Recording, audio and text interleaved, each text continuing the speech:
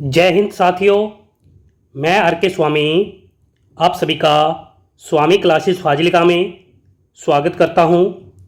साथियों, आज की इस क्लास में हम हिंदी साहित्य से संबंधित बहुत ही महत्वपूर्ण प्रश्नों का अध्ययन करेंगे जो कि अक्सर परीक्षा में पूछे ही जाते हैं। साथियों, आज की जो क्लास है उन सभी प्रतियोगी परीक्षाओं के लिए बहुत ही महत्वपूर्ण होने वाली है जिन प्रतियोगी परीक्षाओं में हिंदी साहित्य से संबंधित प्रश्न पूछे जाते हैं। इसलिए सभी साथी वीडियो के अंत तक जुड़े रहें, वीडियो को लाइक और शेयर अवश्य करें। अगर आप हमारे YouTube चैनल पर नए हों तो चैनल को सब्सक्राइब करें, बेल आइकन को अवश्य दबाएं ताकि आप तक नई क्लास का नोटिफिकेशन पहुंच सके। वीडियो से संबंधित PDF प्राप्त करने के लिए आप हमारे टेलीग्राम चैनल के साथ भी अवश्य जुड़ें, जहां पर आपको सभी वीडियो से संबंधित PDF प्राप्त हो जाएगी। अगर आपने हमारी अभी तक पहली वाली क्लासें नहीं देखी हैं तो आप प्ले लिस्ट में जाकर उन क्लासों को अवश्य देखें और हिंदी की बेहतर तैयारी करें। तो शुरू करते हैं आज की क्लास। देखते हैं क्वेश्चन नंबर 1। भारत वर्ष की उन्नति कैसे हो सकती है? व्यंग्य रचना किसकी है? ए विकल्प में हैं प्रताप नारायण मिश्र जी, बी विकल्प में हैं भारतेंदु हरिश्चंद्र जी, सी विकल्प में हैं राधाचरण गोस्वामी जी और डी विकल्प में हैं हरिशंकर परसाई जी। क्या उत्तर सही होना चाहिए? सभी साथी उत्तर दीजिए। क्वेश्चन नंबर 1 का उत्तर जो साथी बी विकल्प को चुन रहे हैं वह बिल्कुल सही है, यानी कि यह व्यंग्य रचना भारतेंदु हरिश्चंद्र जी की मानी जाती है।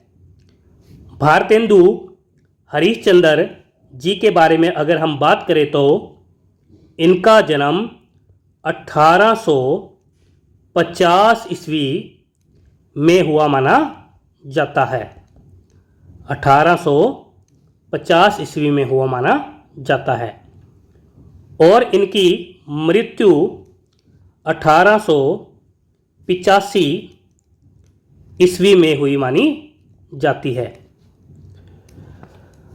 भारतेंदु हरिश्चंद्र जी के पिता का नाम बाबू गोपाल चंद्र गिरधरदास जी, माता का नाम पार्वती देवी जी, पत्नी का नाम मनु देवी जी, पुत्री का नाम विद्यावती जी और गुरु का नाम शिव प्रसाद सितारे हिंद माना जाता है। भारतेंदु हरिश्चंद्र जी को कलयुग का कन्हैया और रसा उपनाम से भी जाना जाता है।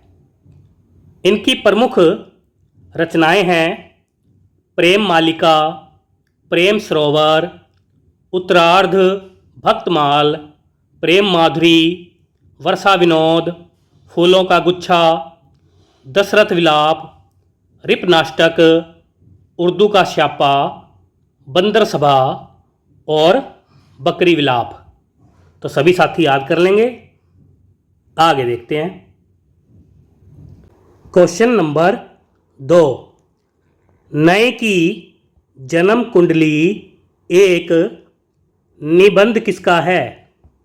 ए विकल्प में हैं मुक्ति बोध जी, बी विकल्प में हैं निर्मल वर्मा जी, सी विकल्प में हैं राम वृक्ष बेनीपुरी जी और डी विकल्प में हैं अमरकांत जी।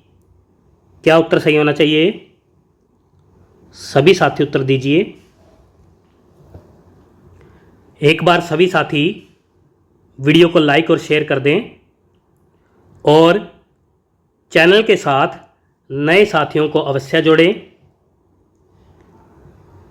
क्वेश्चन नंबर 2 का उत्तर जो साथी ए विकल्प को चुन रहे हैं वह बिल्कुल सही है, यानी कि यह निबंध मुक्तिबोध जी का माना जाता है। मुक्तिबोध जी के बारे में अगर हम बात करें तो इनका जन्म 1917 ईस्वी में हुआ माना जाता है और इनकी मृत्यु 1964 ईस्वी में हुई मानी जाती है। इनका पूरा नाम गजानन माधव मुक्तिबोध जी माना जाता है। इनके पिता का नाम माधवराव जी, माता का नाम पार्वती बाई जी, पत्नी का नाम शांताबाई जी माना जाता है। मुक्तिबोध जी को फैंटेसी का कवि, भयानक खबरों का कवि, गहन अनुभूति का कवि आदि नामों से भी जाना जाता है। इनके प्रमुख काव्य संग्रह है चांद का मुंह टेढ़ा और भूरी भूरी खाक धूल। तो सभी साथी याद कर लेंगे। आगे देखते हैं। क्वेश्चन नंबर 3, हंसी की चोट, सपना और दरबार कविताएं किसकी हैं? ए विकल्प में हैं बाल कृष्ण भट्ट जी, बी विकल्प में हैं महादेवी वर्मा जी, सी विकल्प में हैं देव कवि जी और डी विकल्प में हैं सूरदास जी। क्या उत्तर होना चाहिए? सभी साथी उत्तर देंगे।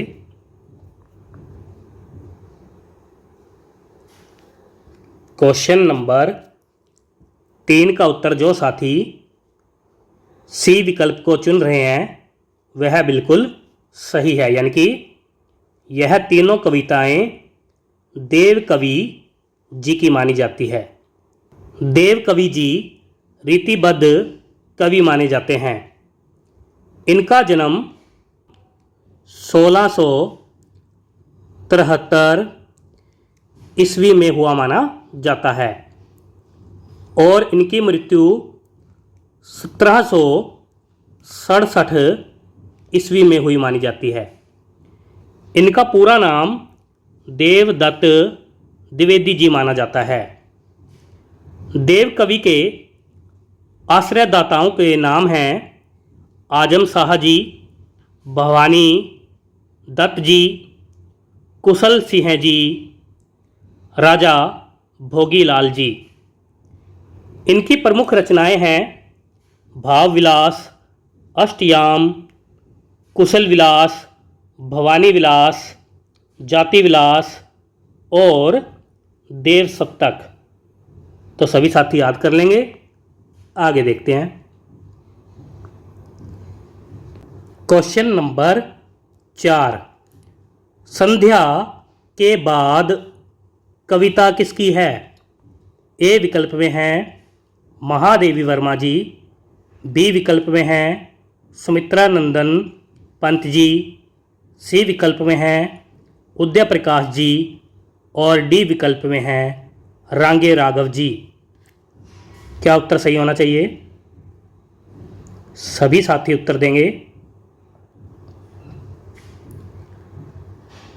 क्वेश्चन नंबर 4 का उत्तर जो साथी बी विकल्प को चुन रहे हैं वह बिल्कुल सही है, यानी कि यह कविता सुमित्रा नंदन पंत जी की मानी जाती है। यह कविता ग्राम्य काव्य संग्रह में संकलित है। पंत जी का जन्म 1900 ईस्वी में हुआ माना जाता है और इनकी मृत्यु 1977 ईस्वी में हुई मानी जाती है। पंत जी को प्रकृति का सुकुमार कवि भी कहा जाता है। पंत जी की अन्य प्रमुख रचनाएं हैं गिरजे का घंटा, उच्छ्वास, ग्रंथि, वीणा, पल्लव, कुंजन, युगांत, ग्राम्य, स्वर्ण किरण, चिदंबरा, कला और बूढ़ा चांद और लुकायतन। सभी साथी याद कर लेंगे। आगे देखते हैं। Question number 5।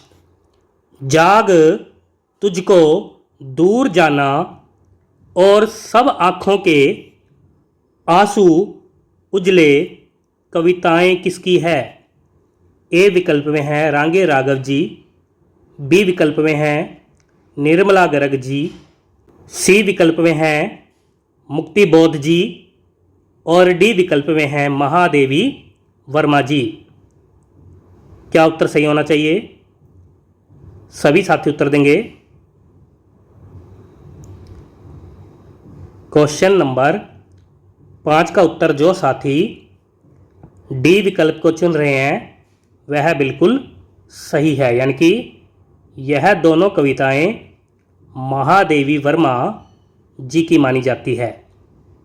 महादेवी वर्मा जी के बारे में अगर हम बात करें तो इनका जन्म 1907 ईस्वी में हुआ माना जाता है और इनकी मृत्यु 1987 ईस्वी में हुई मानी जाती है।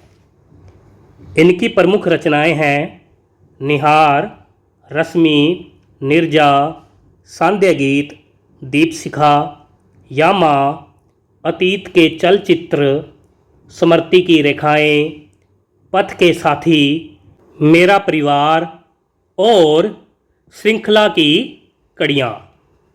सभी साथी याद कर लेंगे। आगे देखते हैं। Question number 6। बादल को घिरते देखा है कविता किसकी है?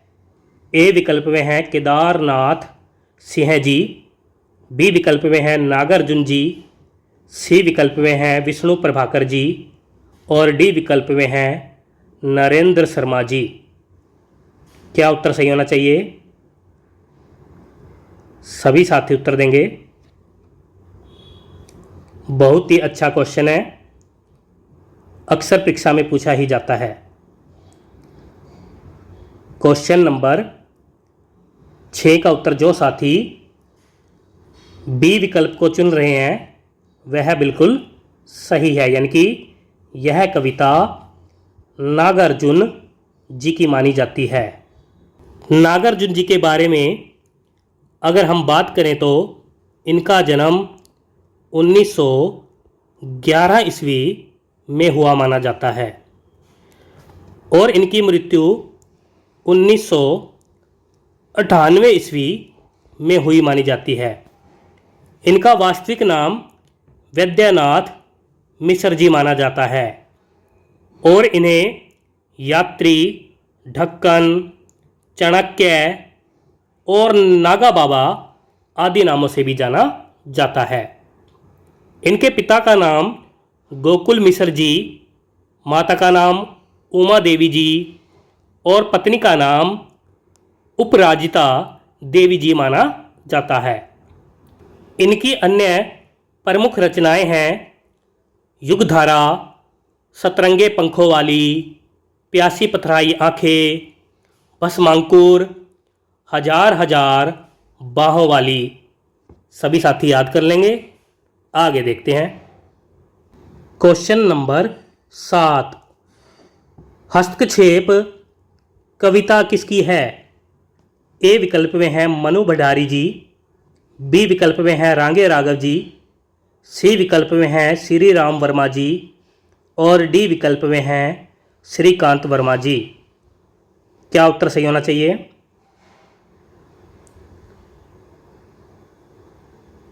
क्वेश्चन नंबर 7 का उत्तर जो साथी डी विकल्प को चुन रहे हैं वह बिल्कुल सही है, यानी कि यह कविता श्रीकांत वर्मा जी की मानी जाती है। श्रीकांत वर्मा जी के बारे में अगर हम बात करें तो इनका जन्म 1931 ईस्वी में हुआ माना जाता है और इनकी मृत्यु 1986 ईस्वी में हुई मानी जाती है। इनके पिता का नाम राजकिशोर वर्मा जी माना जाता है। इनके अन्य प्रमुख काव्य संग्रह है भटका मेघ, माया दर्पण, दिनारंभ, जलसाघर, गरुड़ किसने देखा और मगध। इन्हें मरणोपरांत मगध रचना के लिए 1987 ईस्वी में साहित्य अकादमी पुरस्कार प्राप्त हुआ। सभी साथी याद कर लेंगे। आगे देखते हैं। क्वेश्चन नंबर 8, घर में वापसी कविता किसकी है। ए विकल्प में हैं सुदामा पांड्य धूमिल जी, बी विकल्प में हैं विष्णु प्रभाकर जी, सी विकल्प में हैं सुमित्रा नंदन पंत जी और डी विकल्प में हैं रामदरस मिश्र जी। क्या उत्तर सही होना चाहिए? सभी साथी उत्तर देंगे। क्वेश्चन नंबर 8 का उत्तर जो साथी ए विकल्प को चुन रहे हैं वह बिल्कुल सही है, यानी कि यह कविता सुदामा पांड्य धूमिल जी की मानी जाती है। धूमिल जी के बारे में अगर हम बात करें तो इनका जन्म 1936 ईस्वी में हुआ माना जाता है और इनकी मृत्यु 1975 ईस्वी में हुई मानी जाती है। इन्हें संघर्ष का कवि उपनाम से भी जाना जाता है। इनके पिता का नाम शिवनायक पांड्य जी, माता का नाम राजवंती देवी जी, पत्नी का नाम मूरत देवी जी और पुत्र का नाम रतन शंकर पांडे जी माना जाता है। इनके प्रमुख काव्य संग्रह है संसद से सड़क तक, कल सुनना मुझे और सुदामा पांड्य का जनतंत्र। धूमिल जी को कल सुनना मुझे रचना के लिए सन 1979 ईस्वी में साहित्य अकादमी पुरस्कार भी प्राप्त हुआ था। सभी साथी याद कर लेंगे। आगे देखते हैं। क्वेश्चन नंबर 9, नींद उचट जाती है कविता किसकी है। ए विकल्प में हैं स्वदेश दीपक जी, बी विकल्प में हैं हबीब तनवीर जी, सी विकल्प में हैं नरेंद्र शर्मा जी और डी विकल्प में हैं जयशंकर प्रसाद जी। सभी साथी उत्तर दीजिए। क्वेश्चन नंबर 9 का उत्तर जो साथी सी विकल्प को चुन रहे हैं वह बिल्कुल सही है, यानी कि यह कविता नरेंद्र शर्मा जी की मानी जाती है। नरेंद्र शर्मा जी के बारे में अगर हम बात करें तो इनका जन्म 1913 ईस्वी में हुआ माना जाता है और इनकी मृत्यु 1989 ईस्वी में हुई मानी जाती है। नरेंद्र शर्मा जी हरिवंश राय बच्चन जी से प्रभावित माने जाते हैं। इनकी प्रमुख रचनाएं हैं प्रभात फेरी, प्रवासी के गीत, पलाश वन, मिट्टी और फूल, कामिनी, द्रौपदी, मुट्ठी बंद, रहस्य और अग्नि शस्त्र। सभी साथी याद कर लेंगे। आगे देखते हैं। क्वेश्चन नंबर 10, आवारा मसीहा जीवनी रचना किसकी है। ए विकल्प में हैं भारतेंदु हरिश्चंद्र जी, बी विकल्प में हैं प्रयाग शुक्ल जी, सी विकल्प में हैं विष्णु प्रभाकर जी और डी विकल्प में हैं मुक्ति बोध जी।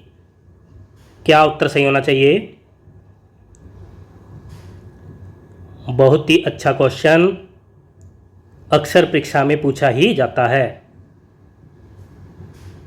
क्वेश्चन नंबर 10 का उत्तर जो साथी सी विकल्प को चुन रहे हैं वह बिल्कुल सही है, यानी कि यह जीवनी रचना विष्णु प्रभाकर जी की मानी जाती है।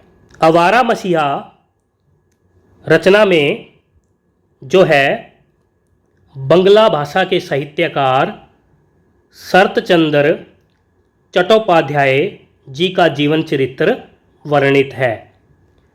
आवारा मसीहा रचना जो है 3 भागों में प्रकाशित है। इसका प्रथम भाग जिसका नाम है दिशाहारा, दूसरे भाग का नाम है दिशा की खोज और तीसरे भाग का नाम है दिशांत। विष्णु प्रभाकर जी के बारे में अगर हम बात करें तो इनका जन्म 1912 ईस्वी में हुआ माना जाता है और इनकी मृत्यु 2009 ईस्वी में हुई मानी जाती है। इनके पिता का नाम दुर्गा प्रसाद जी, माता का नाम महादेवी जी, पत्नी का नाम सुशीला जी माना जाता है।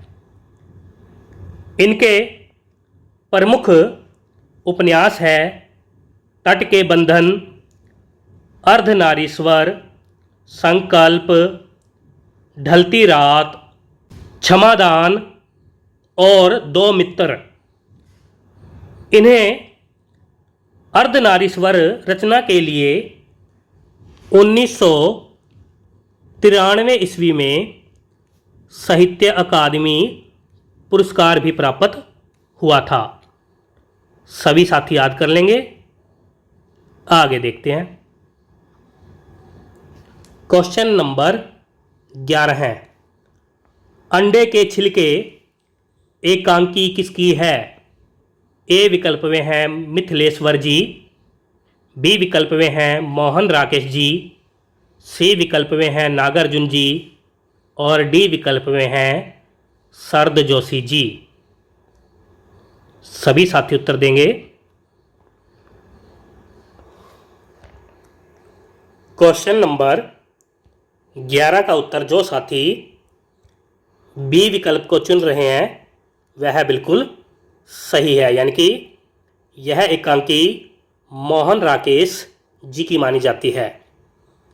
मोहन राकेश जी के बारे में अगर हम बात करें तो इनका जन्म 1925 ईस्वी में हुआ माना जाता है और इनकी मृत्यु 1972 ईस्वी में हुई मानी जाती है। इनका मूल नाम मदन मोहन गुगलानी जी माना जाता है। इनके पिता का नाम श्री करमचंद गुगलानी जी माना जाता है। मोहन राकेश जी के प्रमुख नाटक है आषाढ़ का एक दिन, लहरों के राजहंस, आधे अधूरे, सिपाही की माँ, रात बीतने तक और पैर तले की जमीन। पैर तले की जमीन नाटक जो है इनका अधूरा नाटक माना जाता है। सभी साथी याद कर लेंगे। आगे देखते हैं।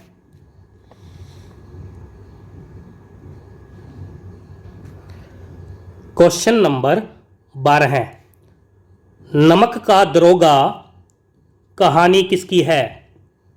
ए विकल्प में है रामधारी सिंह दिनकर जी, बी विकल्प में है सुमित्रा नंदन पंत जी, सी विकल्प में है मुंशी प्रेमचंद जी और डी विकल्प में है जयशंकर प्रसाद जी। क्या उत्तर सही होना चाहिए? बहुत ही आसान क्वेश्चन, यह क्वेश्चन अक्सर परीक्षा में पूछा ही जाता है। क्वेश्चन नंबर 12 का उत्तर जो साथी सी विकल्प को चुन रहे हैं वह बिल्कुल सही है, यानी कि यह कहानी मुंशी प्रेमचंद जी की मानी जाती है। मुंशी प्रेमचंद जी नवाब राय नाम से उर्दू में लिखते थे। इनके प्रमुख नाटक है संग्राम, प्रेम की बेदी और करबला। मुंशी प्रेमचंद जी को उपन्यास सम्राट और कथा सम्राट भी कहा जाता है। इनके प्रमुख उपन्यास है देवस्थान रहस्य, प्रेमा, गबन, वरदान, सेवा सदन, प्रेमाश्रम, रंगभूमि, रूठी रानी, कायाकल्प और मंगलसूत्र। मंगलसूत्र उपन्यास जो है इनका अधूरा उपन्यास माना जाता है। सभी साथी याद कर लेंगे। आगे देखते हैं। क्वेश्चन नंबर 13 है, मियाँ नसीरुद्दीन रचना किसकी है? मियाँ नसीरुद्दीन रचना किसकी है?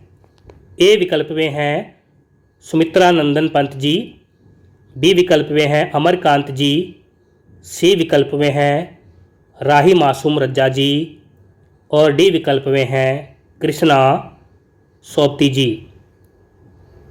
क्या उत्तर सही होना चाहिए?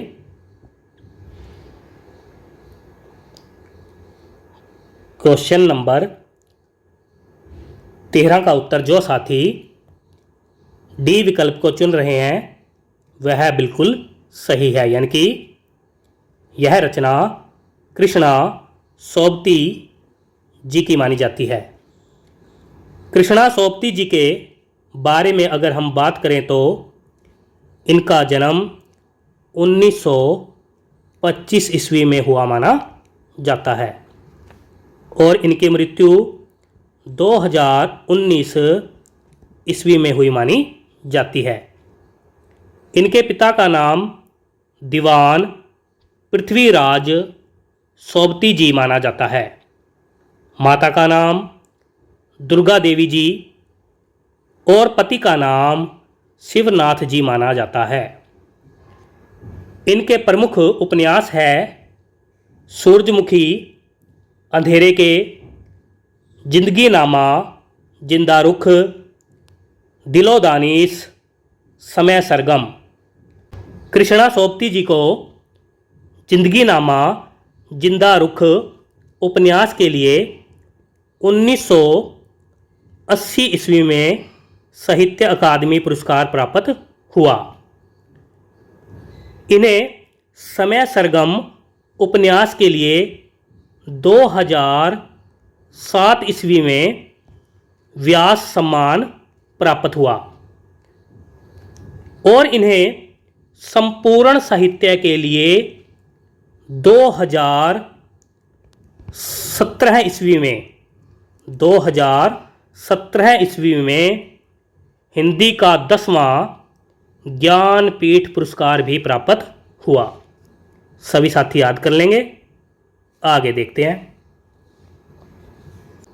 क्वेश्चन नंबर 14 है, अप्पू के साथ 2.5 साल सस्मरण किसका है?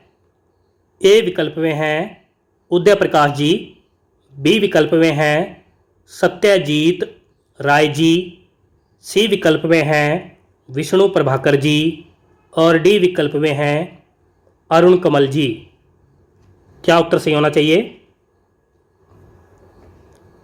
क्वेश्चन नंबर 14 का उत्तर जो साथी बी विकल्प को चुन रहे हैं वह बिल्कुल सही है, यानी कि यह सस्मरण सत्यजीत राय जी का माना जाता है। आगे देखते हैं।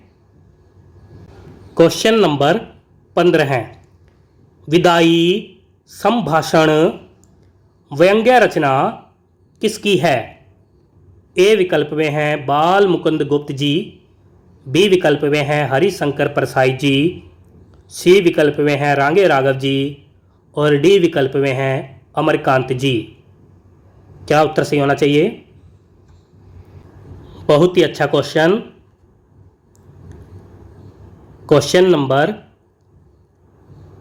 15 का उत्तर जो साथी ए विकल्प को चुन रहे हैं वह बिल्कुल सही है, यानी कि यह व्यंग्य रचना बाल मुकुंद गुप्त जी की मानी जाती है।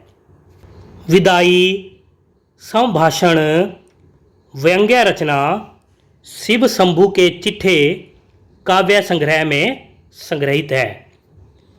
बाल मुकुंद जी के बारे में अगर हम बात करें तो इनका जन्म 1865 ईस्वी में हुआ माना जाता है और इनकी मृत्यु 1907 ईस्वी में हुई मानी जाती है। इनके पिता का नाम लाला पूरणमल गोयल जी माना जाता है। बाल मुकुंद गुप्त जी भारतेंदु युग और द्विवेदी युग के योजक कड़ी माने जाते हैं। इनकी प्रमुख रचनाएं हैं शिव शंभू का चिट्ठा, खत और चिट्ठे, खेल तमाशा, खिलौना और हरिदास। सभी साथी याद कर लेंगे। आगे देखते हैं। क्वेश्चन नंबर 16 है, गलता लोहा कहानी किसकी है?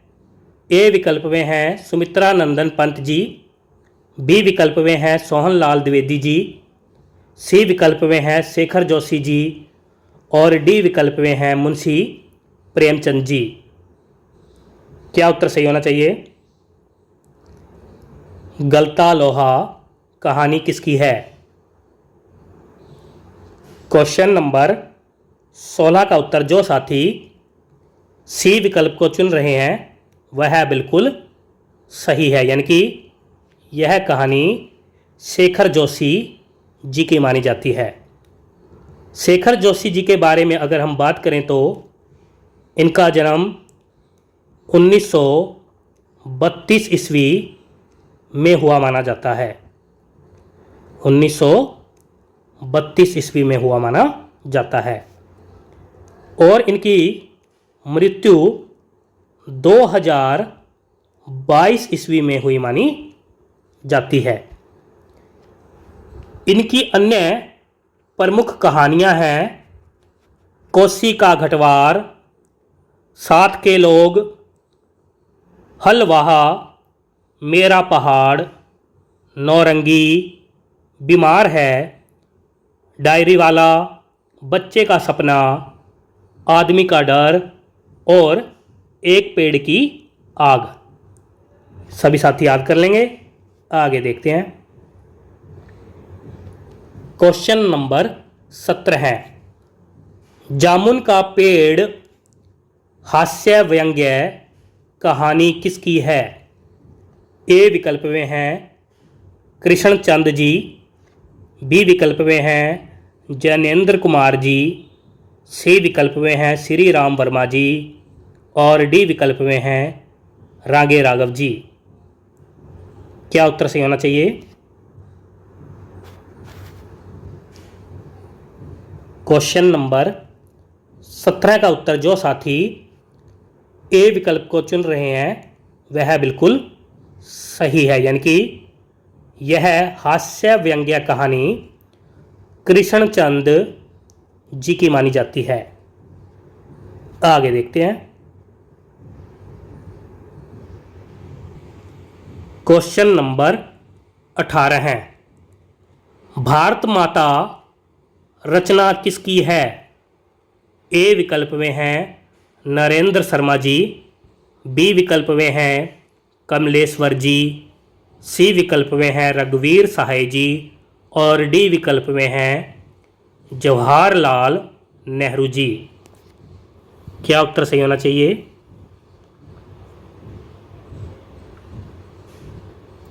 क्वेश्चन नंबर 18 का उत्तर जो साथी डी विकल्प को चुन रहे हैं वह बिल्कुल सही है, यानी कि यह रचना जवाहरलाल नेहरू जी की मानी जाती है। भारत माता रचना जो है यह हिंदुस्तान की कहानी का 5वां अंश है। सभी साथी याद कर लेंगे। आगे देखते हैं। Question number 19। स्पीति में बारिश यात्रा वृत्तांत किसका है? ए विकल्प में है भारतेंदु हरीशचंद्र जी, बी विकल्प में है कृष्णनाथ जी, सी विकल्प में है मुक्तिबोध जी और डी विकल्प में है सुमित्रानंदन पंत जी। क्या उत्तर सही होना चाहिए? क्वेश्चन नंबर 19 का उत्तर जो साथी बी विकल्प को चुन रहे हैं वह बिल्कुल सही है, यानी कि यह यात्रा वृत्तांत कृष्णनाथ जी का माना जाता है। आगे देखते हैं। Question number 20। आत्मा का ताप आत्मकथात्मक अंश किसका है? ए विकल्प में है सैयद हैदर रज्जा जी, बी विकल्प में है सुमित्रानंदन पंत जी, सी विकल्प में है पांडे बेचन शर्मा उग्र जी और डी विकल्प में है केदारनाथ अग्रवाल जी। क्या उत्तर सही होना चाहिए? क्वेश्चन नंबर 20 का उत्तर जो साथी ए विकल्प को चुन रहे हैं वह बिल्कुल सही है, यानी कि यह आत्मकथात्मक अंश सैयद हैदर रज्जा जी का माना जाता है। सभी साथी याद कर लेंगे। प्यारे साथियों, ये थे आज के बेहतरीन टॉप 20 क्वेश्चन और उनसे संबंधित महत्वपूर्ण तथ्य। आशा करता हूँ आज की इस क्लास में आपको बहुत कुछ नया सीखने को मिला होगा। इसी प्रकार से निरंतर अध्ययन करने के लिए हमारे चैनल को सब्सक्राइब करें, बेल आइकन को अवश्य दबाएं ताकि आप तक नई क्लास का नोटिफिकेशन मिल सके। चैनल के साथ नए साथियों को अवश्य जोड़ें। अगर आपने हमारी अभी तक पहली वाली क्लासें नहीं देखी है तो आप प्लेलिस्ट में जाकर उन क्लासों को अवश्य देखें और हिंदी की बेहतर तैयारी करें। तो मिलते हैं कल शाम 8 बजे अगली क्लास में। तब तक के लिए जय हिंद।